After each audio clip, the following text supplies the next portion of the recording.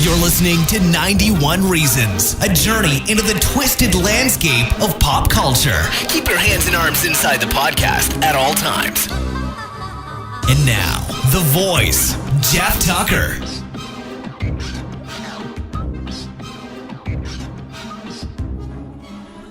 All right, so we're in mid-conversation here. We're talking about San Diego Comic-Con, pop vinyls, collectibles, and you name it. But the real crux of this show, welcome to 91 Reasons. I'm Jeff. I'm the voice, the guy. I'm the idiot.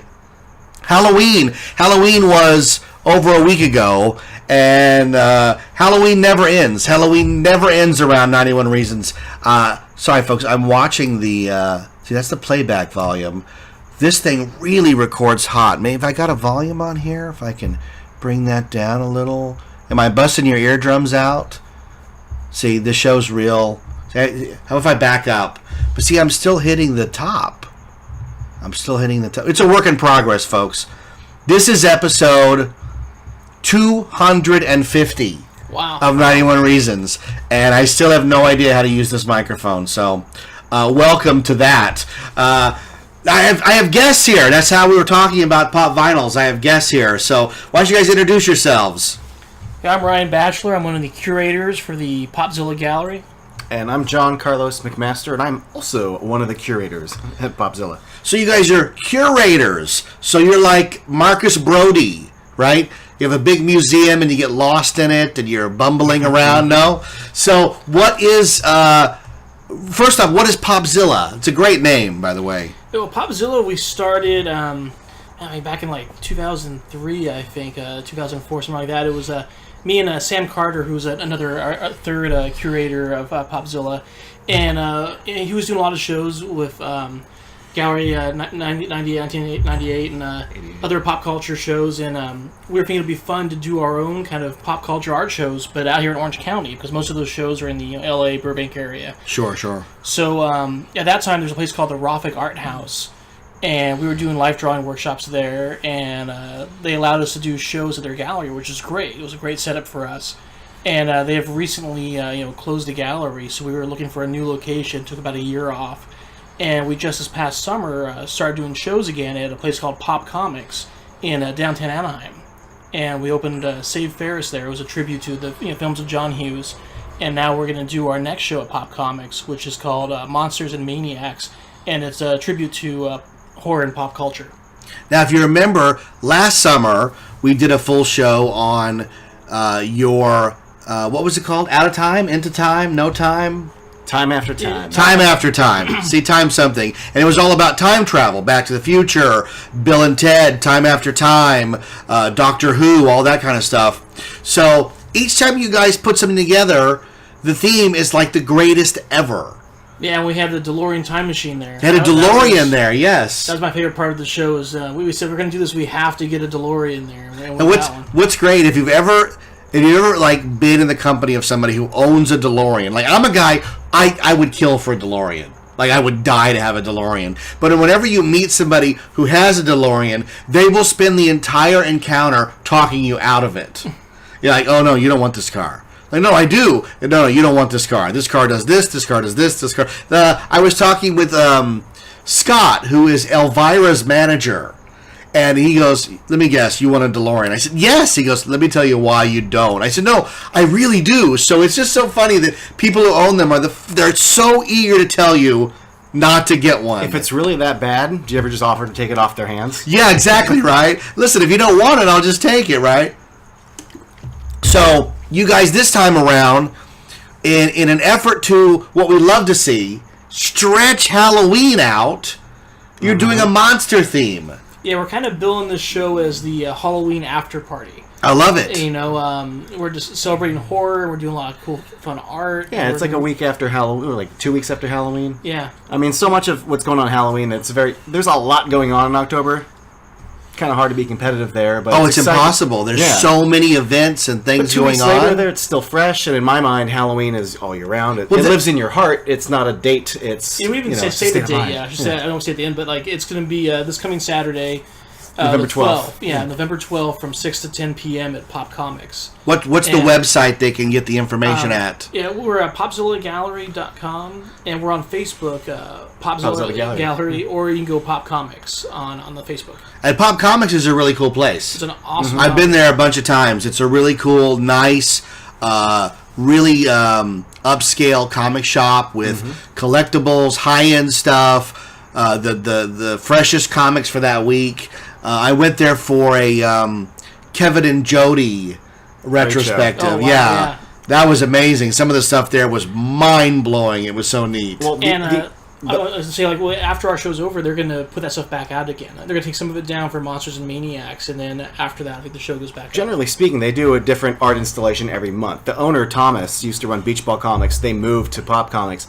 That whole area is full of art galleries. It's a really nice area, and what I like about what he did there is that he specifically picked that location with this sort of nook in the back with the mindset of, I want to host art shows Yeah, here. that's great. So it is more than just a comic book shop.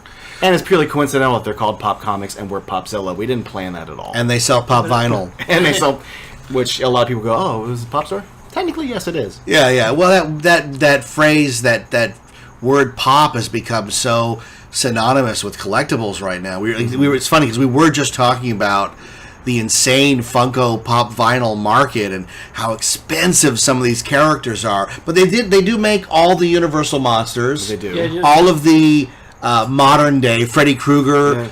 Yeah. I just got one at Kamikaze, glow-in-the-dark Pinhead right there. They got multiple Chuckies. Chuckies and everybody, right? Variants of all the Universal monsters in black and white and the furry werewolf. So what kind of monster movies do you like, John? Gosh. What are you into? I'll tell you. You can run the gamut, because I do. Lead off.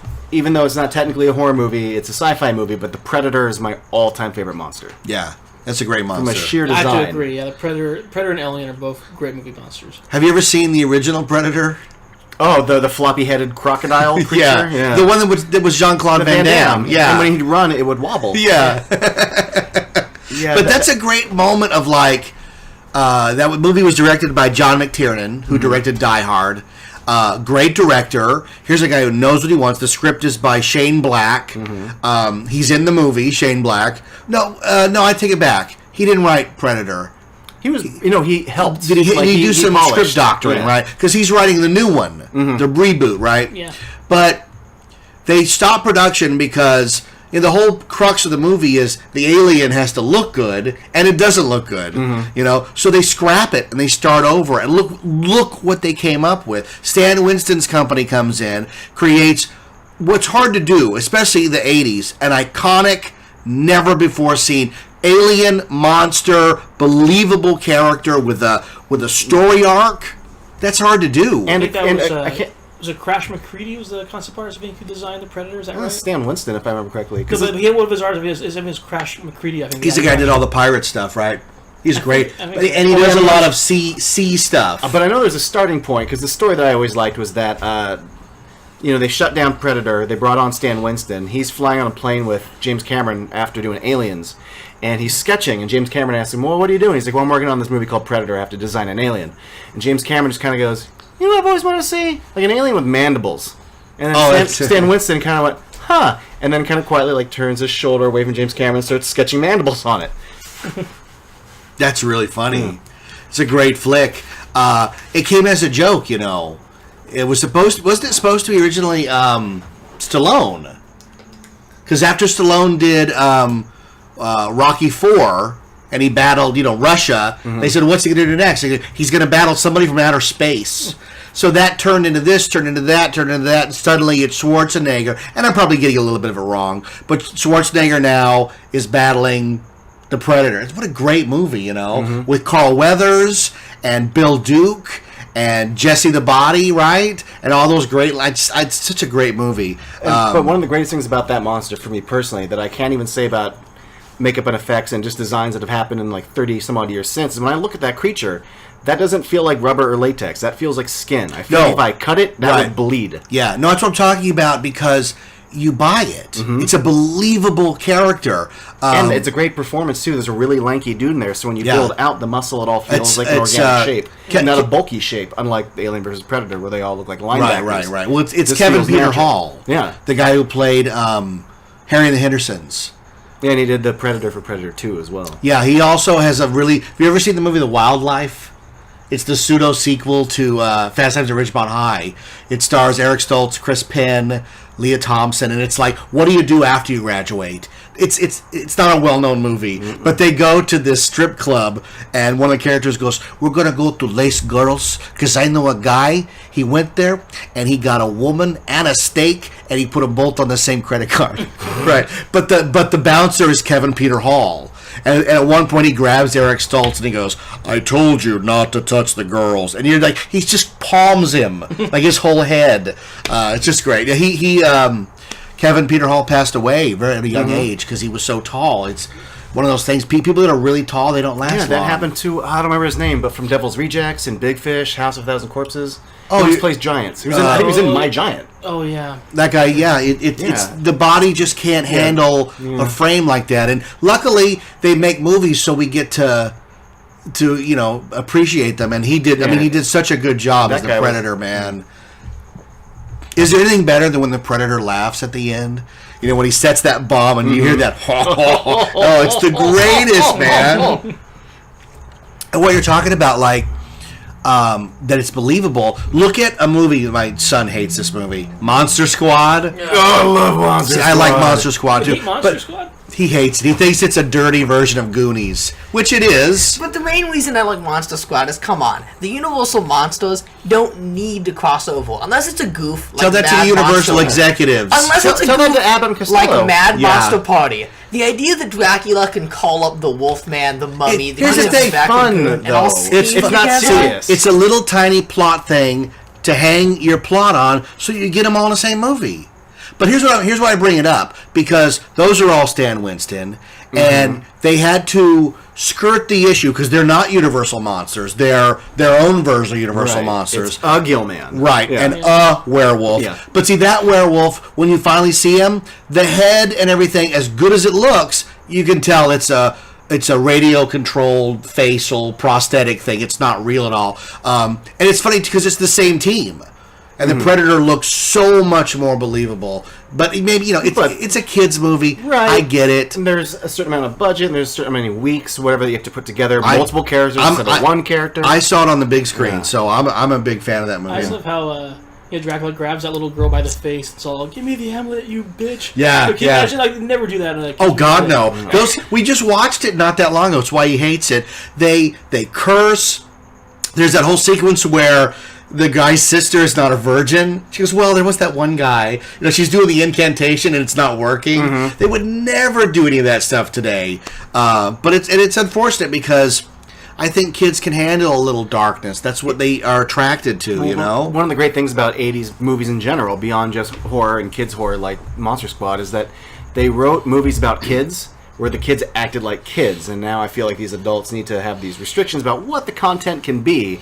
But you look at those movies, they spoke the language that me and my friends spoke on a schoolyard. Well, that's why Stranger Things was so good. Did you watch that? Loved it. Complete throwback. Felt like it was made in the 80s. I dug every minute of it. I was like, this is made for me, And a good creature. A really good creature that I'm told was mostly practical, even though I was like convinced it was CGI. They just cast in the second season Sean Ashton and Paul Reiser. Yeah, I know, right? They got Goonies and Aliens in the same one. Should be interesting. How about that? What do you think of Aliens? I mean, I feel like I say one of my all-time favorites a lot. Yeah. But that is one of my all-time favorites. Yeah. That's okay. I review stuff on YouTube, and I'm always reviewing collectibles, and I usually lead off half of them with, and this is from my favorite movie. Yeah. For everything. But no, Aliens is easily hands down one of the best sequels ever. And it's always the one that I always go back to when you want to talk about a successful sequel, not repeating the formula of the first. Oh, it's a different movie. Completely different direction. Yeah. It has its own agenda, its own tone. I watched it. What's that? No. The Space Marines 2 has been borrowed from and taken so many times now. Video games like Halo. Oh, yeah. Even Starship games. Troopers. Not to mention one of the best action scores ever. I mean, every trailer for an action movie after that. It has that bling, that score. Cling, that clinking noise, right? What's interesting is I watched it not that long ago because I got them all on Blu-ray. I'm watching it with my kids. Now, I had seen it in the theater. And I had bought I have the collector's magazine. And I bought the Kenner toys that came out for a really short time, and it even had the little tiny they had model kits that came out in like 89 or 90 where you could glue their arms on, and they were just little tiny things, right? Like Hero Click size. But I watched the movie not that long ago, and there's two ways to watch it. Like, sometimes you can just watch a movie and you're like, okay, it's a great movie. I don't need to tune into it, right? I get all the story beats. But, like, sometimes I laser focus. And what struck me with Aliens, and I never picked up on this before, is there's only 4 aliens in the movie. 4 suits. Oh, yeah. And they just keep using them in different ways and again they and edit again. the hectic action scenes so you Oh my constantly God! feel like you're being bombarded. If you'd have asked me before I watched it how many aliens are in a scene, I would have said, "Oh my God, there's like 30." I think I saw like 30 in that big nest scene. You don't see any but 4. The when they set up the auto guns to shoot down the hallway, right? Yeah. And the aliens are testing them out, like how long they're gonna last. You only see 4. I was shocked. Or when they're in the ceiling, there's only 4. And you look, and when you look and do some research, you find out they had 4 suits. That's all they had. That's brilliant. Absolutely brilliant Did you do filmmaking. the Alien vs. Predator maze at Universal they had No. 2 years ago, I guess. But that was They had a queen. I saw it on YouTube. Yeah, it was all puppeteer. They had like for the scare events, they had like, I'm not sure what was attached to the guy's chest or whatever, but it was a puppet with like rods. They could come out and That's do great. scare thing. The Predator guys were in suits, but the aliens were all puppeteered, and then the queen was like attached to this wall in this barn. And I could get like 3 guys on it, like maybe 1 for each arm, 1 for the head or something, but it was all puppeteer. There's no animatronics. The problem with Universal is they're 1 year only. And if you don't catch it, you're out of luck. So, no, I've only been one time. I went last weekend and saw, because I wanted to see The Exorcist before it went away. But, no, I love all that stuff, man. That's great. Yeah. Especially full-scale props. They did a Nothing really good better. job. It looked like like the movie quality characters. Yeah, It was that's really great. So what else? How about, what am I missing? Like, Nightmare on Elm Street? If we want to talk...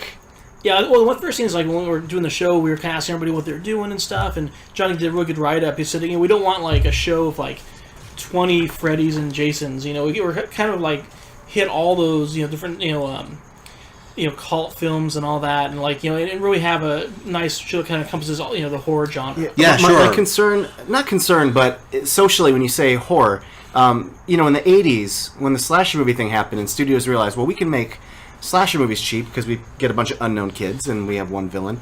That became so easy to produce that for a while, that one subgenre defined the entire genre.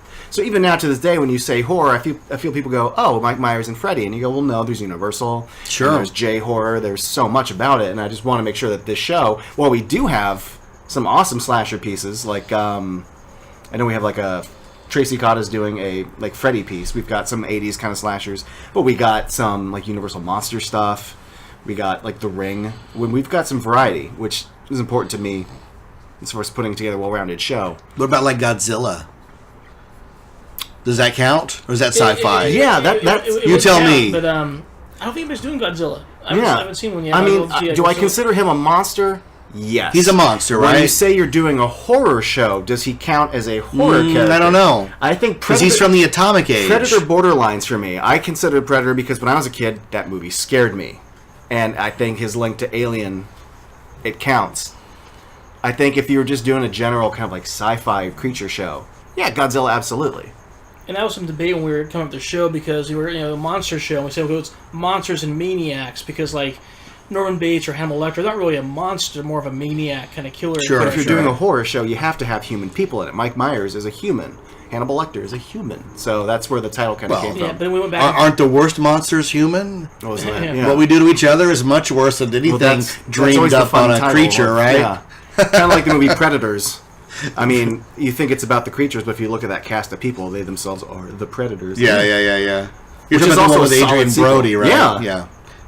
Robert Rodriguez. Yeah, produced it. At one point was going to direct it, but Nimrod Antal went on to do it. What about Vacancy, which was- Predator 2? We talked about that. You ever see that? Yeah, That's an anomaly. I grew That's a up bizarre disliking that movie. And as I got older, I came to appreciate...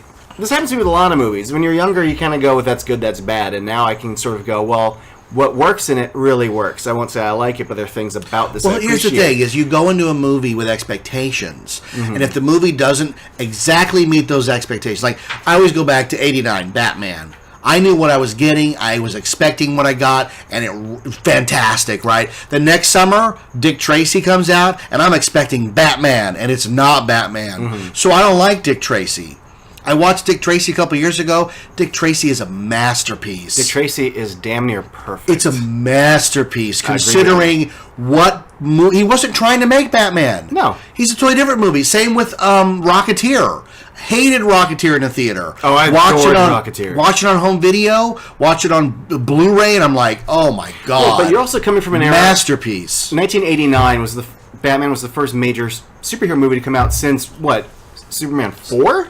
So... since Superman. Yeah.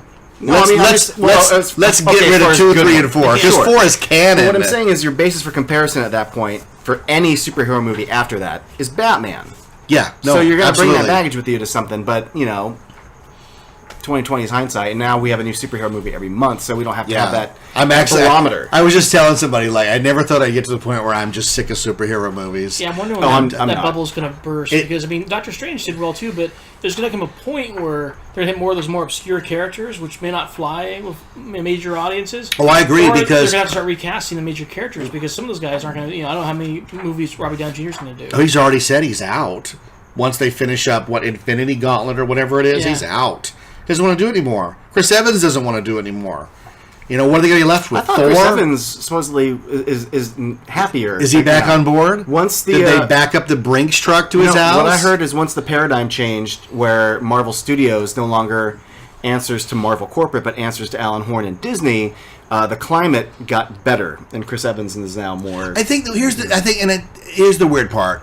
I was trying to explain this to somebody because it's the Star Wars effect. I grew up where you went to the movies for the summer. There was a huge roster of different movies. There was always a couple of sequels, but original films. And you saw Empire Strikes Back, 1980. And when you left the theater, you're like, oh my God. Amazed. And you're going to have to wait 3 years for the next one, right? Now you go see a movie and you're like, oh man, amazing. When's the next one come out? 2 weeks. Oh really? Do you remember when Rogue One was scheduled 5 months out from Force Awakens? They moved it. It was supposed to come out last May.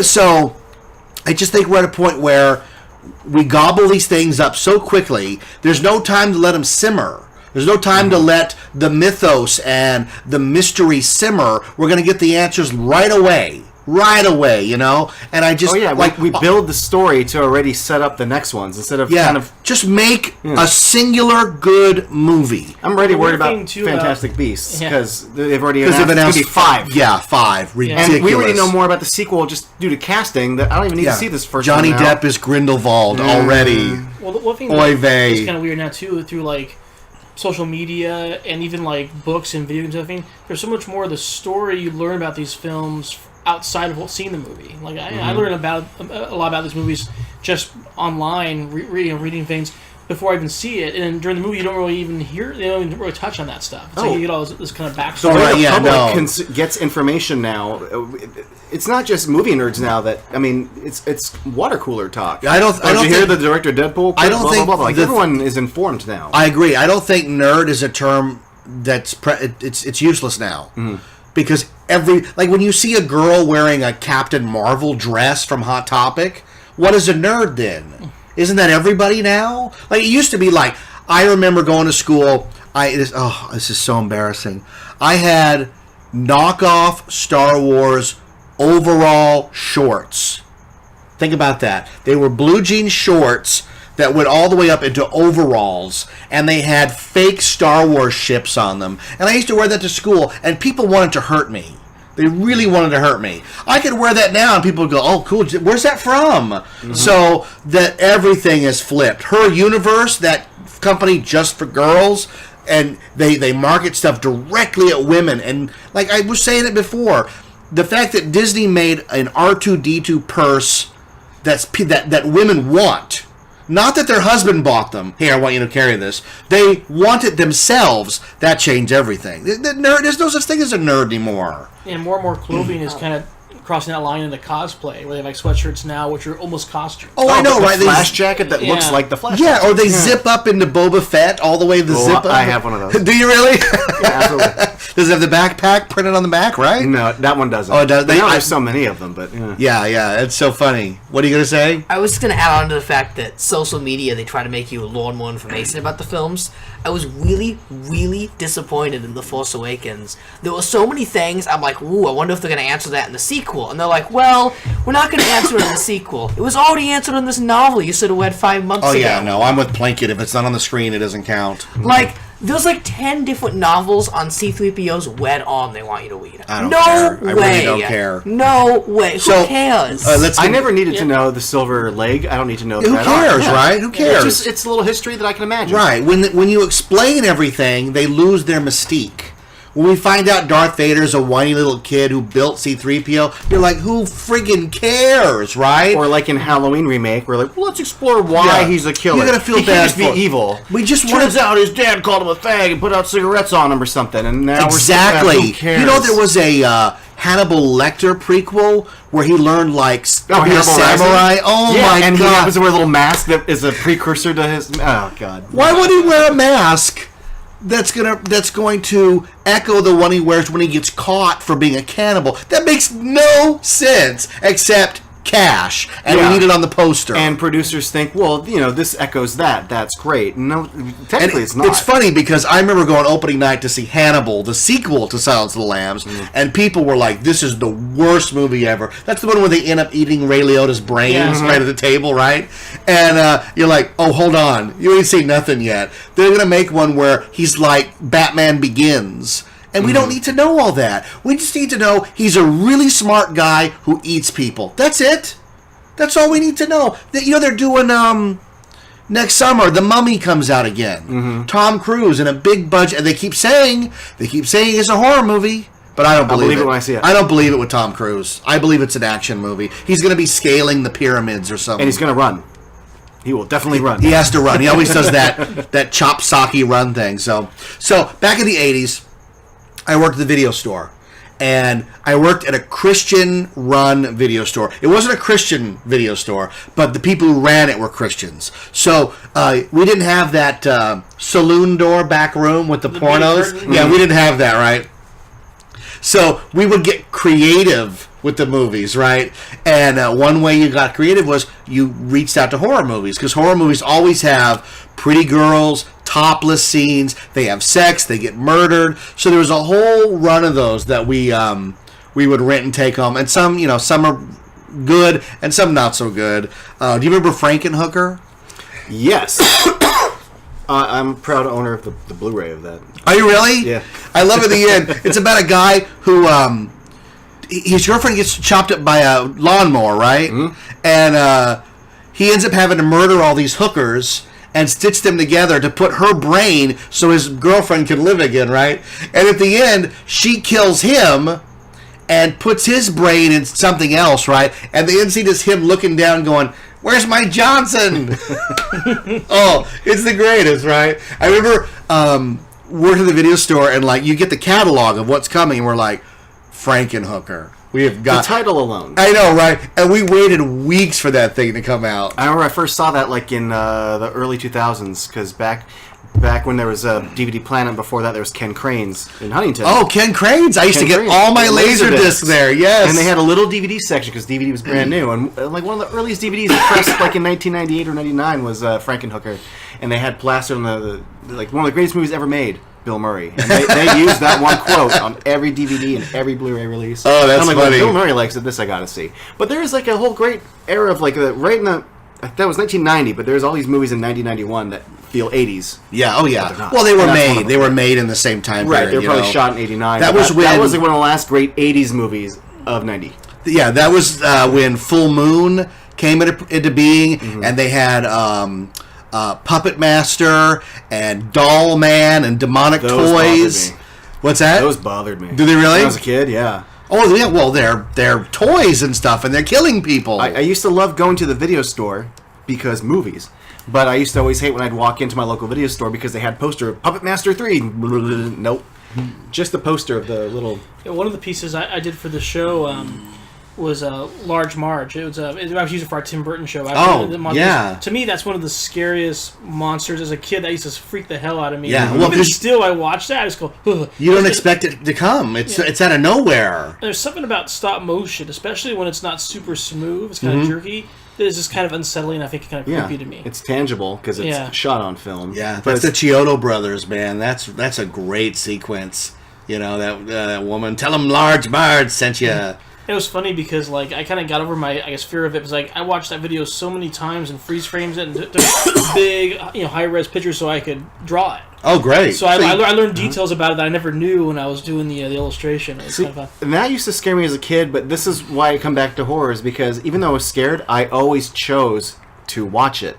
Well, yeah. Because I wanted to be scared. As kids, we love to be scared. Yeah. Fright Night? To a certain degree. Oh, I love Fright Night. Fright Night. Forget the remake. Yeah, no. The original.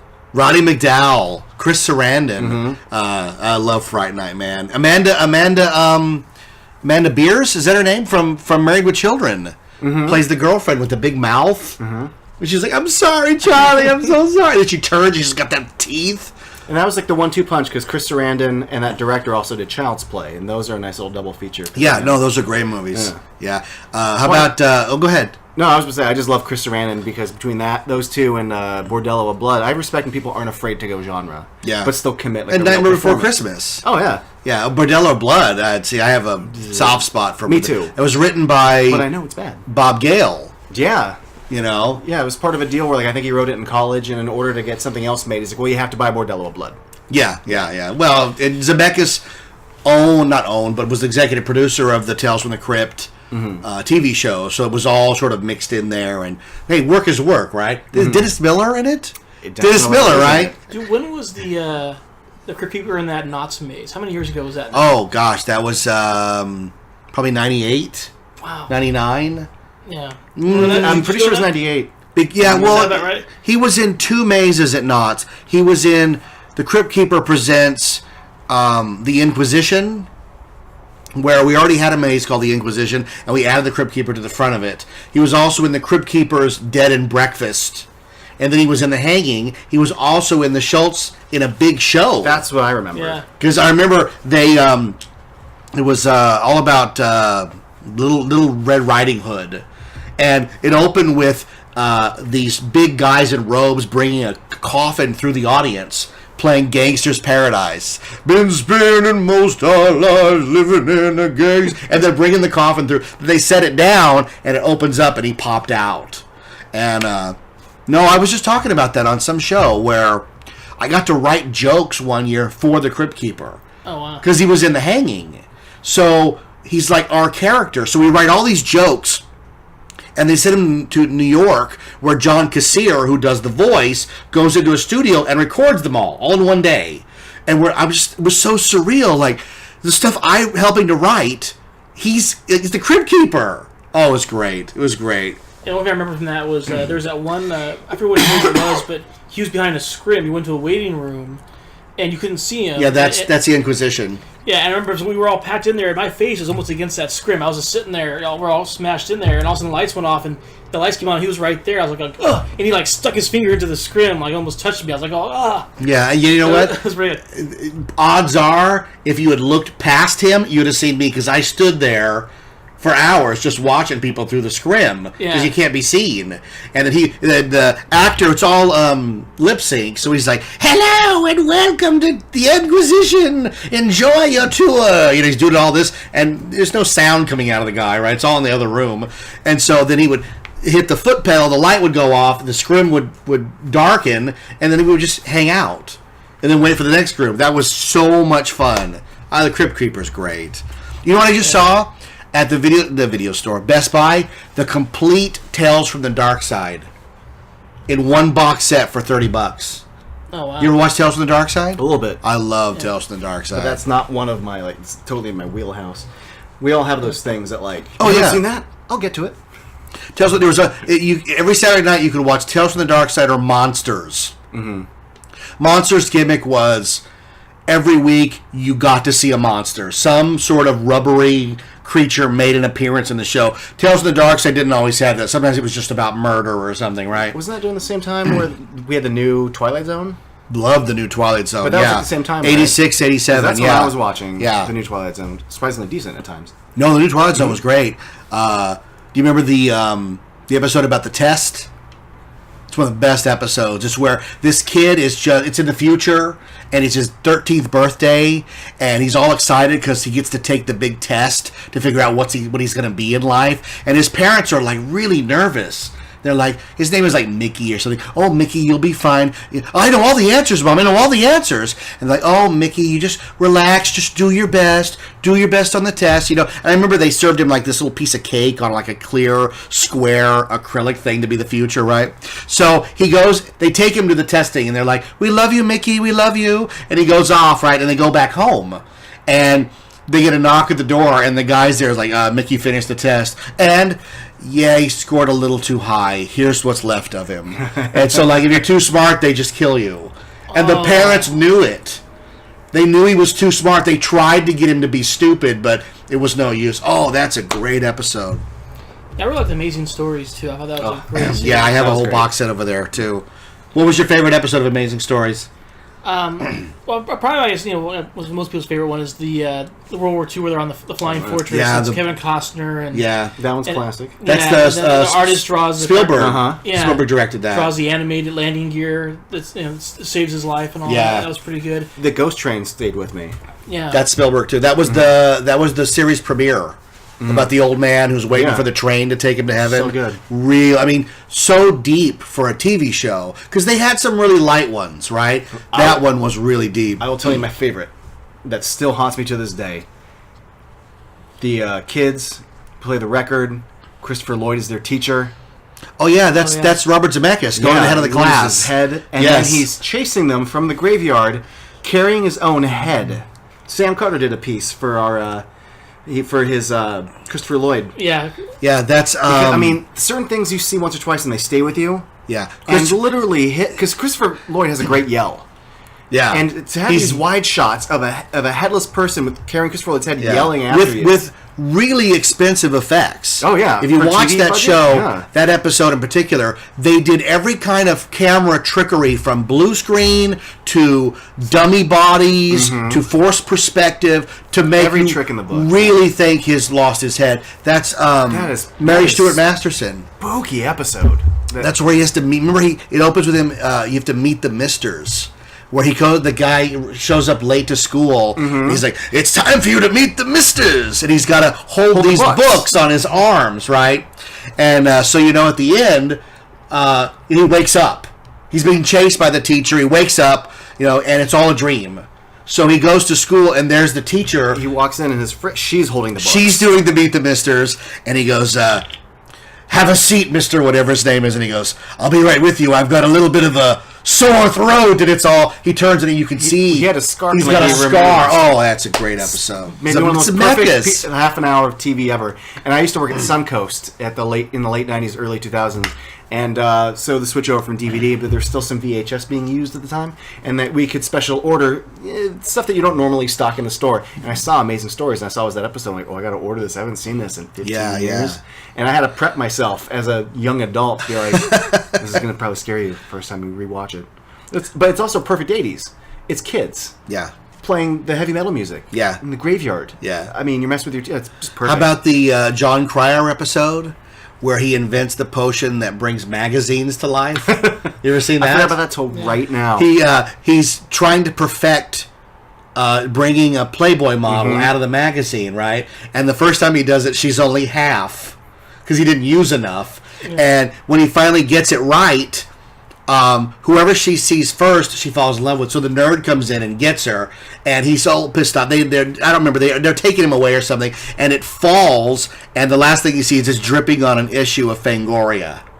Oh, that's a fun episode. My favorite episode of Amazing Stories is called Gather Ye Acorns. It's the one with Mark Hamill. I've talked about it on the show before. Oh, Yeah. the Leprechaun, right? The Leprechaun. Yeah. Yeah, he tells him, he goes, "Hello, Bozu, never get a job. Just play with your toys and you'll never have to work a day in your life." And he ends up a complete hermit in the desert with this awesome car and all his junk, and he meets the leprechaun at this ramshackle shack, and he's like, "How you doing?" He goes, "Look, what do you think I'm doing? I have nothing."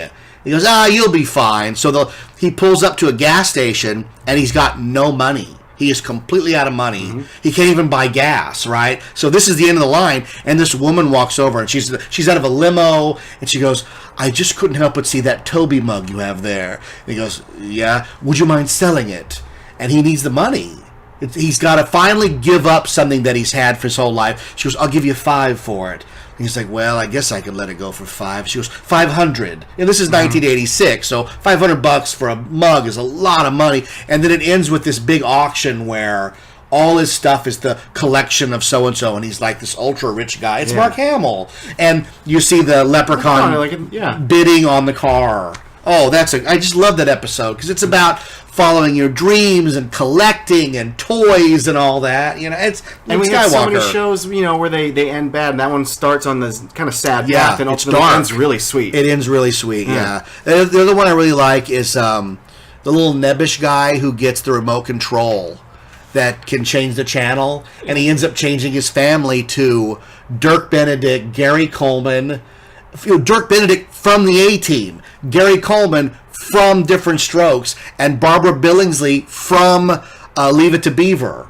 And in the end, like, this would never happen. They never get this done today, except Ready Player One, right? Mm-hmm. It goes on the fritz. So, like, Robbie the Robot shows up, Kit the car, Lou Ferrigno as the Incredible Hulk. Oh, it's a great episode. Fantastic episode. So many. That's a great show. That's a great series. They delved into horror every once in a while. Do you remember Mummy Daddy? No. Phil Janu was this big director for a while. He directed 3 O'Clock High. Do you ever see 3 O'Clock High? Where Casey Shamasco has to fight the bully, and it's got all this bizarre camera work. Like, it's really crazy, right? But it's Mummy Daddy's about this actor who's dressed as a mummy on the set of a movie, and the director, played by Bronson Pinchot from Perfect Strangers. I remember this now. He comes in and he goes, the hospital called, "Your wife's in labor right now. We're going to get you out of costume." And he goes, there's no time. I got to go right now. So he takes off to the hospital dressed as a mummy, and he ends up, like Frankenstein, in a blind man's shack who's got a real mummy. And he thinks the mummy across from the actor is the mummy that's supposed to be sleeping. So that mummy wakes up. There's 2 mummies running around. It's kind of a comedy, scary. It's a really fun episode. But yeah, that's what I grew up on, watching all that stuff. You know, I can watch those now. They're great. So many great episodes. They're great. Yeah, and Family Dog had like its backdoor pilot as an episode of Amazing Stories before it became its own animated series for a bit. Right. Because when I was a kid, I remember finding out that Tim Burton and Steven Spielberg were doing a thing together. My brain exploded. Right. That's just right after Pee-wee's Big Adventure, right? But before Beetlejuice, I think it was right after. Yeah, somewhere in between there. They developed it before Beetlejuice. But the animation took so long back then. Yeah, Family Dog. I was really aware of Tim Burton at that point, and I didn't really learn his name until Beetlejuice. So it had to have been after Beetlejuice. Yeah, no, Beetlejuice was the movie that showed up where you're like, who made this? First off, who wrote it? Mm-hmm. And then who looked at the script and went, I can make that into a movie? Because Beetlejuice is crazy. If you describe it on makes paper, no sense. Yeah. Zero sense. But it works. For some reason, it works, you know? What about, I'm trying to think of some more, like, obscure movies, like Nightbreed. Remember Nightbreed? Clive Barker? Nightbreed. The first Hellraiser, which was like this really... it all takes place like in one house, like really scary movie. The second one's insane. The second one's a really solid sequel. I really like the second one. After that, 1 and 2 and 3 can go downhill. But Hellbound is really good. Yeah. You know what I really loved was Cabin in the Woods. I thought that the way that ended was just a great nod to like all the horror films. And I would argue Cabin in the Woods is probably the best thing to happen to horror in like the last 15 years. Well, you know why? Because it was a reset. It was, it almost felt like the end. It's like, we've done all this. It's up to you guys out in the field to come up with something new, because all these plots, they're done. My first thought when it ended is, how do we make horror movies after this? I remember at Cabin in the Woods was... That wasn't just a spoof. That was so much fun. That was like the final word. And I had to watch it so many times, and I got the art book. And I got it on Blu-ray so I could watch it frame by frame. So many, great character designs. They're on the screen just for a few seconds. Yeah, I know. It's such a smart deconstruction without being so on the nose that it's a deconstruction. Because one of the things that kind of sucks about so much meta entertainment now is that it's also meta about how meta it is. Yeah, look at how meta we are. Right.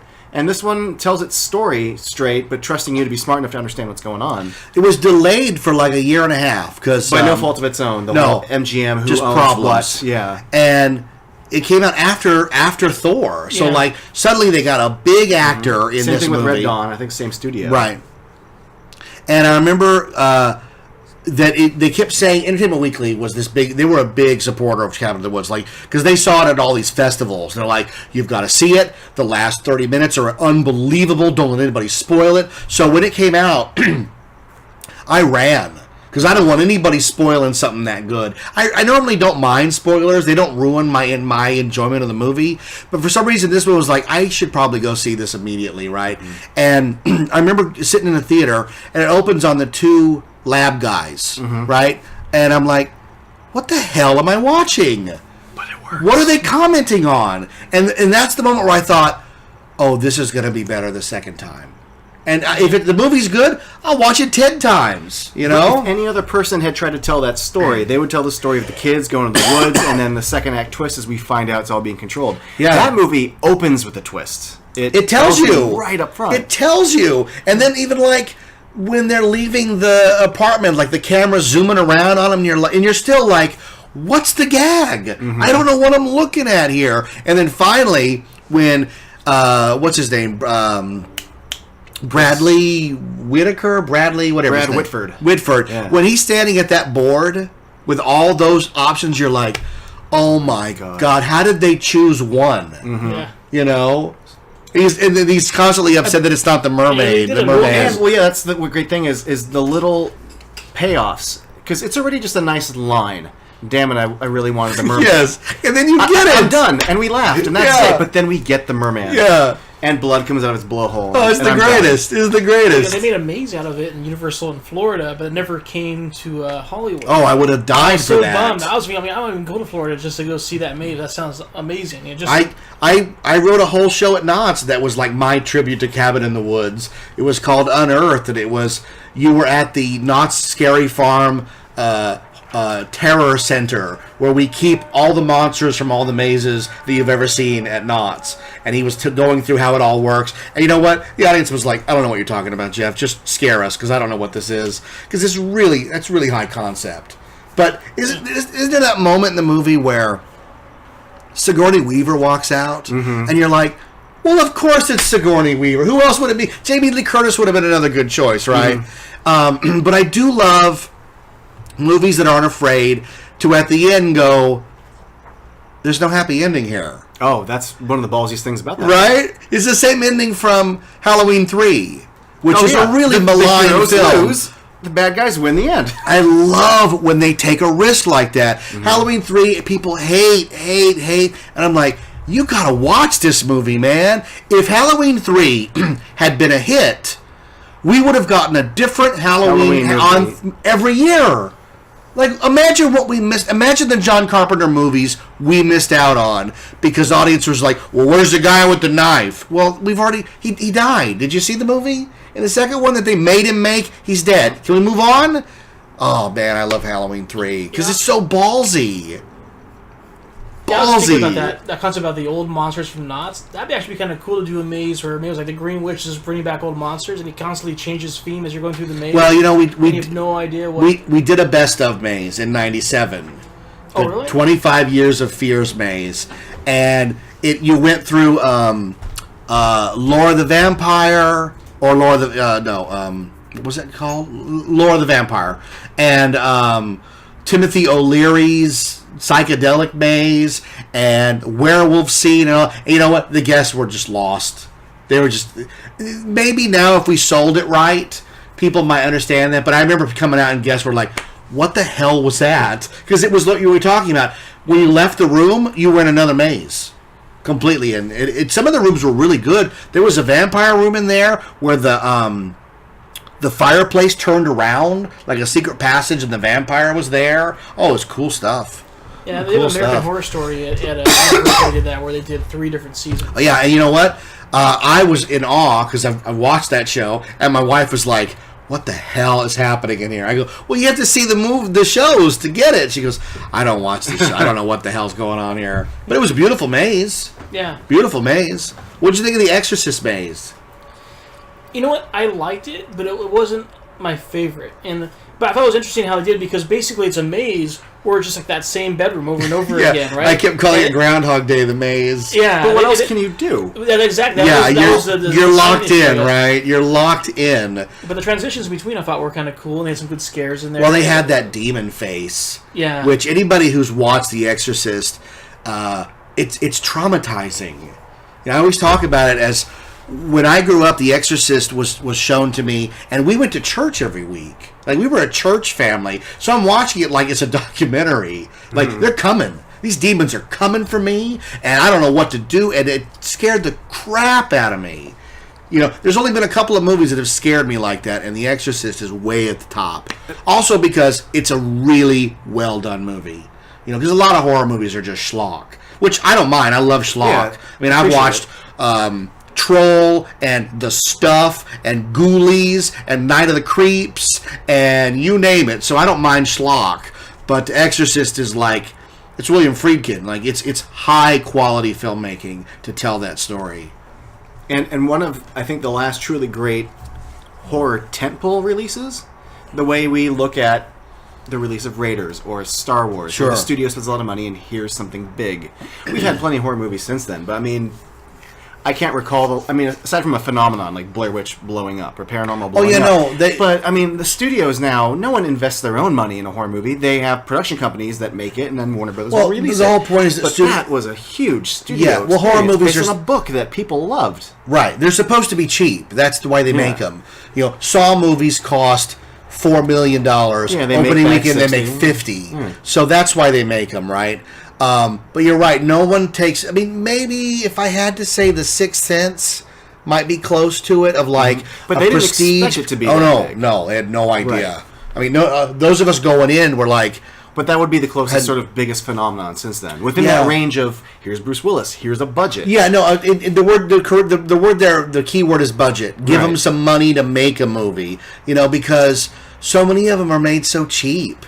Even the ones we love, Friday the 13th, it's cheap. Nightmare on Elm Street, well, a lot of these ones that we love, they weren't expected.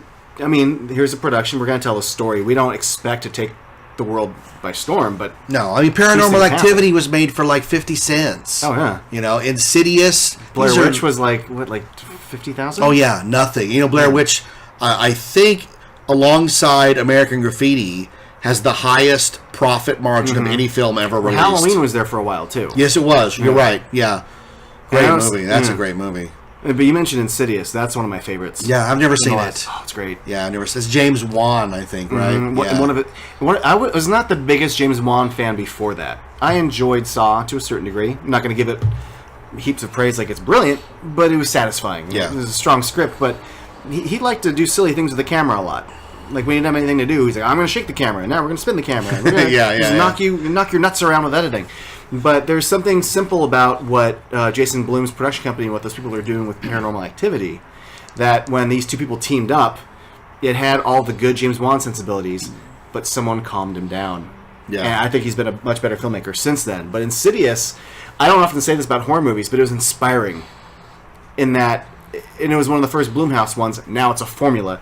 It was the first one where I watched it and went, this whole movie takes place in a house.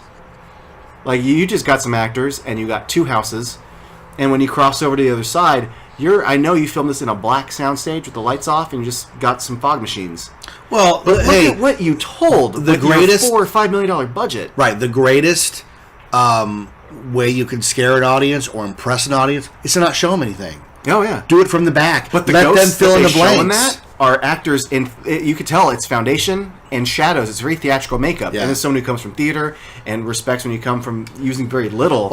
When these ghosts show up and scare you, it's not because of any grotesque gore. It's because of their performances. Yeah, well, that's why the Exorcist demon shot is so good. That horrifies because me that to this makeup day. is so good. And when you saw it in the maze a few times, it's the only thing that truly was like. I remember I turned to my wife and I said, "I want that mask in the worst way." Oh my God, that's scary.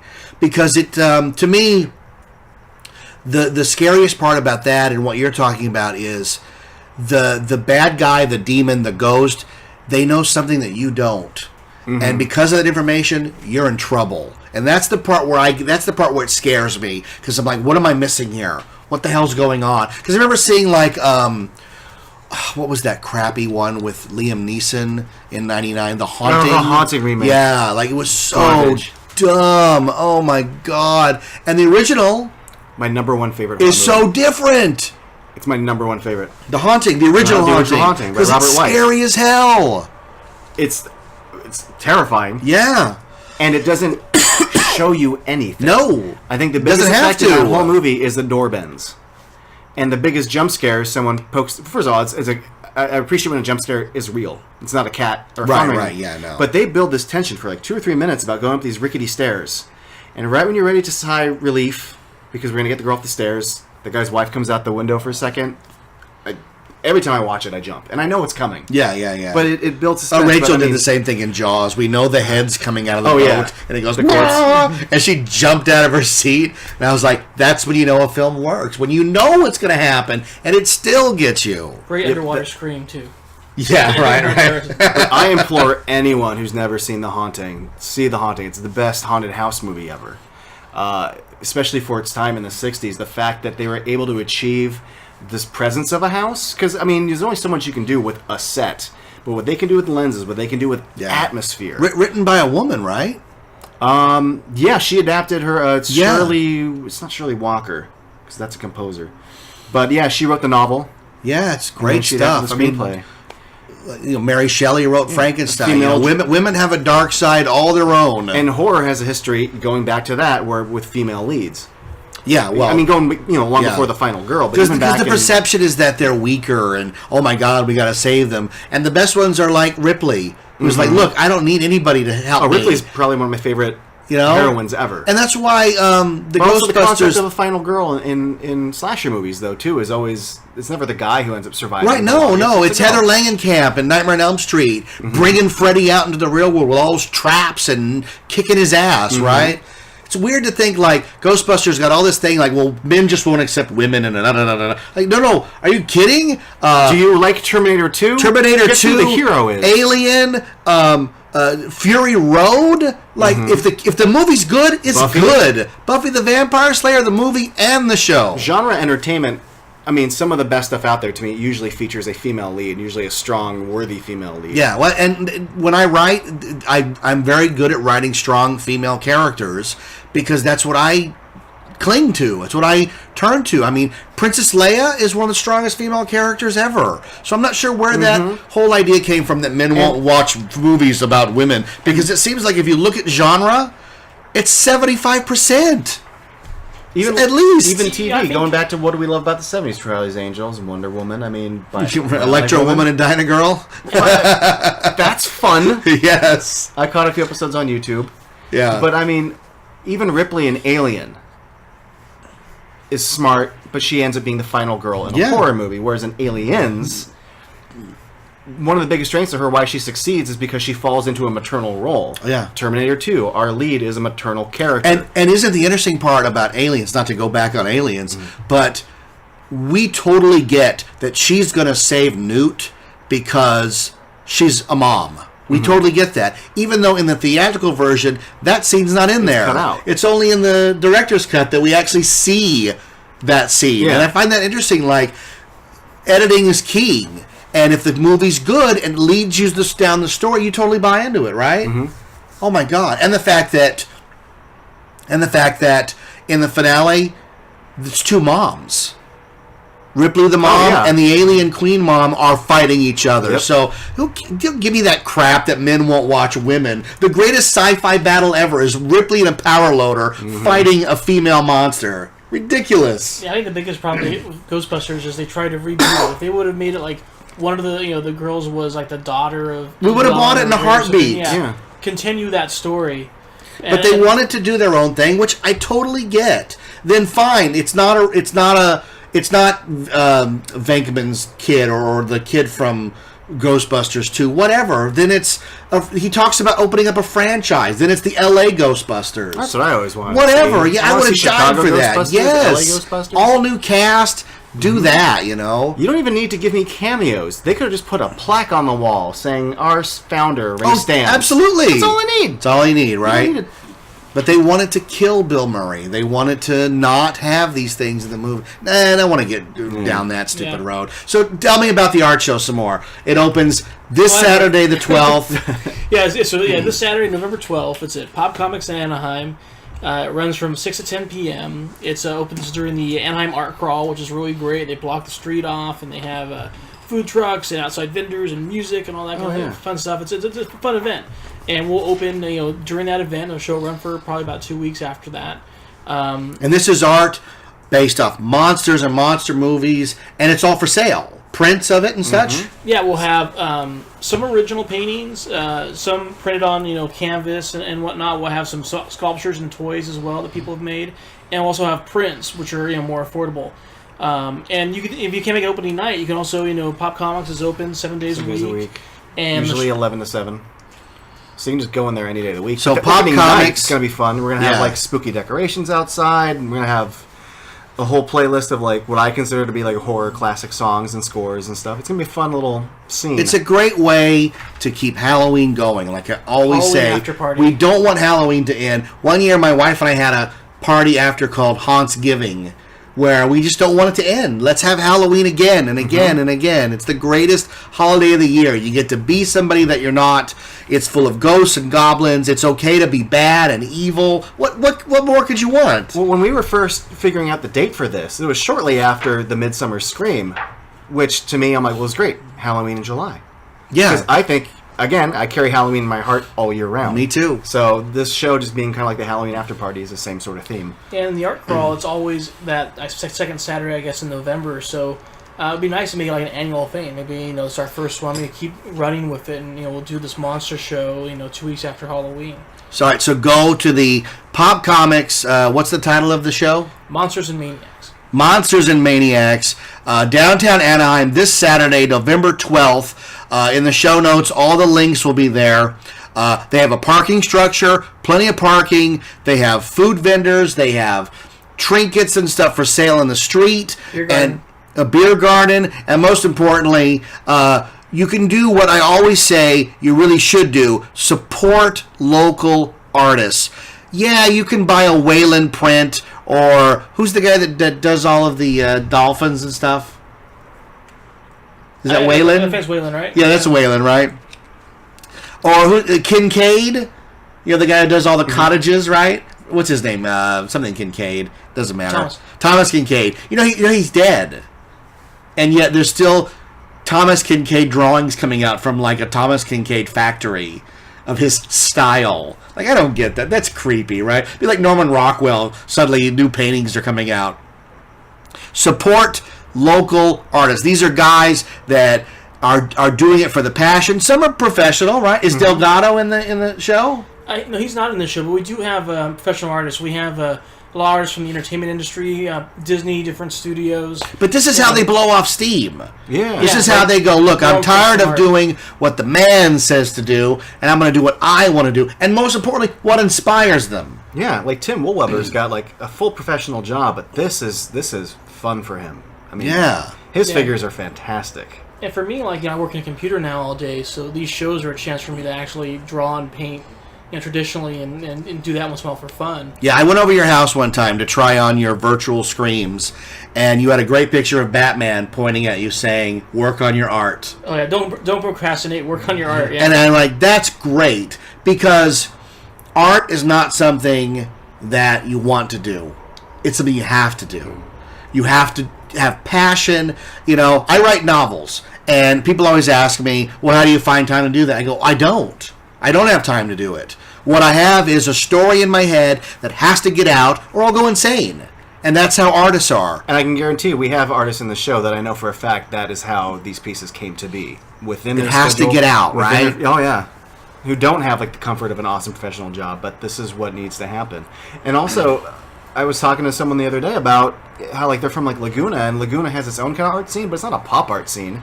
No, it's more traditional. If you want to paint werewolves, you're out of luck there. The Sawdust Festival is not for you if you're looking for werewolves. But what's great is, I mean, aside from, obviously there's a lot of cool galleries in LA, but Orange County has, in my opinion, the last 5 years, like this great kind of growing, kind of hip, kind of counter art scene. We've got, like what we're doing, but also, areas like Fan Alley within Orange County where you can see some really cool art shows, fantasy-themed art shows. Like they did like a Labyrinth, Never-Ending Story themed show. Yeah, we've done like a video game show. Stranger Things. They did a Stranger Things show. I went to the Stranger Things show. There's a surprisingly cool Orange County art scene. I had a good time. Anaheim. Yeah. Okay. I went to the Stranger Things art show, and it was a lot of fun. It was really crowded. And I was just upset because everyone is into Eleven and Will and the Monster, and there was nothing with Winona Ryder on it. And I'm like, oh, I like the mom now. Mm-hmm. I'm old. It'd be like going to a Gremlin show looking for something of the mom, right? I've progressed so far and into my age that the character of Joyce is my favorite. Joyce the mom. And everybody else is like, oh man, 11 with the Egos and the blood on her nose. I'm like, do you have anything with Joyce on it? It's funny you should mention that, because Funko announced they're doing the Stranger Things pops. Wait. Go ahead. People must complain because I think it was either today or yesterday they announced, oh, we also are doing a Winona Ryder pop. Are they really? Yeah. But it wasn't part of the original announcement.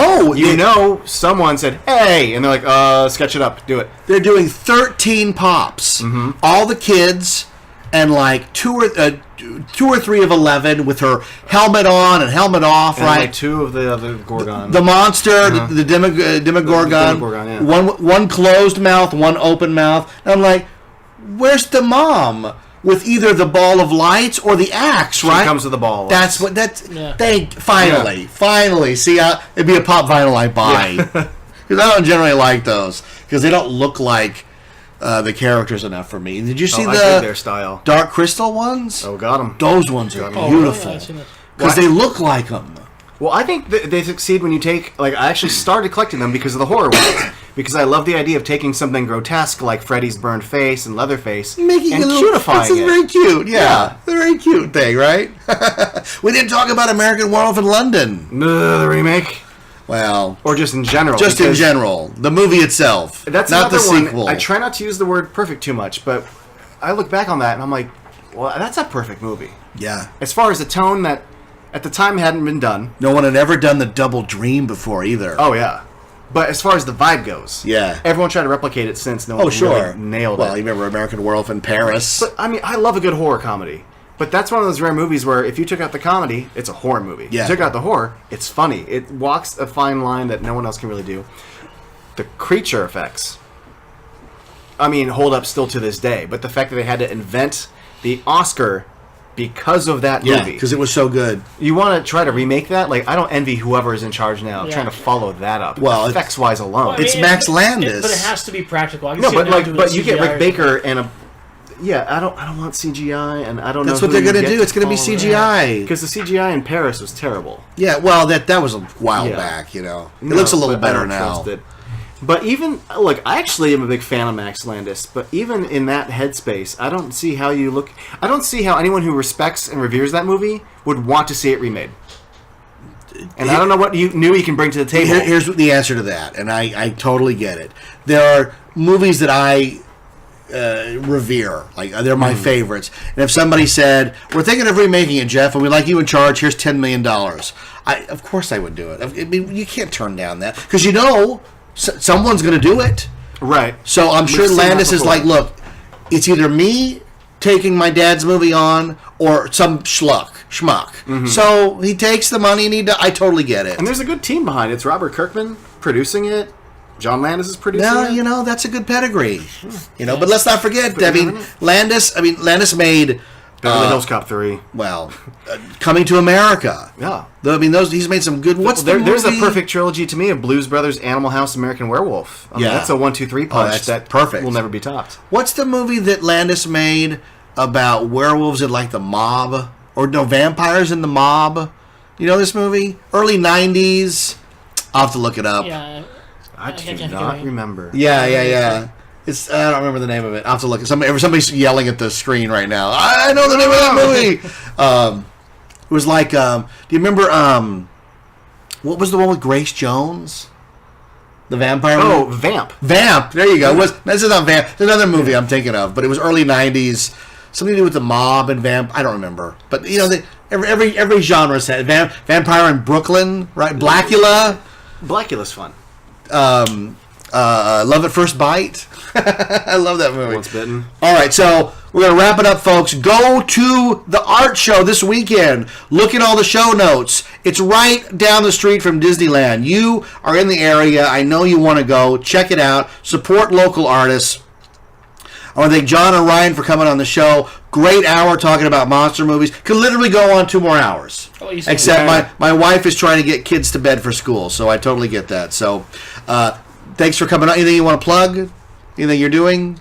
I have a YouTube channel where I put it on. So if you want to, there's no witty name like Toy Guy 42. I'm just John Carlos McMaster on YouTube. So look for me there. I'll put a link in the show notes. Cool. How about you, sir? Popzilla Gallery. We're gonna have more shows in the future at Pop Comics. So just like our page and follow us, and we'll have more information on the Facebook page. And look up Virtual Screams because that's something we work on too. Yeah, all Virtual Screams are kind of sponsoring the show. So Virtual Screams is a virtual reality haunted house project I've been working on for a while. So we're trying to get that out on That's mobile the devices. next big thing. It really is. Virtual Screams is pretty big, but unfortunately, as like one dude trying to do it in your garage, it just takes a while to get it out there. But if you follow us, you can find out like what local conventions we go to come try out free demos.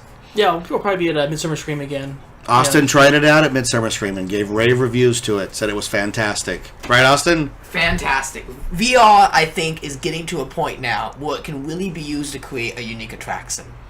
I really do. I believe it too. Yeah, I feel like we hit that point where it's not just a '90s pipe dream, but it's here now. And the best part is it's at a point where a guy in his garage can do it. Yeah. Mm-hmm. And that's the key right there. So again, check out the art show. I can't tell you enough. Check out the art show. I want to thank John. I thank Ryan, Austin. Thanks for being on the show. Thank you. You're so well. He's busy. He's doing his art. I am. All right. I am Jeff Tucker. Thanks for tuning in. You know how to do the show ends? You want to do it? You know how to do it? I do it like Private Parts. No. You ever see Private Parts with Howard Stern? Yeah. You go WNBC. Oh, so we say I thought you were going to suggest someone puts a speaker down and you go up to the mic and go. I've done that before. Yeah, okay. Yes. No, we go 91. You want to do it? You guys do it. Okay. Thanks for tuning in. The horror show known as 91 Reasons. Nice work, guys. Go to the art show. Thanks for listening to 91 Reasons. Please subscribe and leave a review on iTunes. Find us on Facebook. Is anyone even still listening?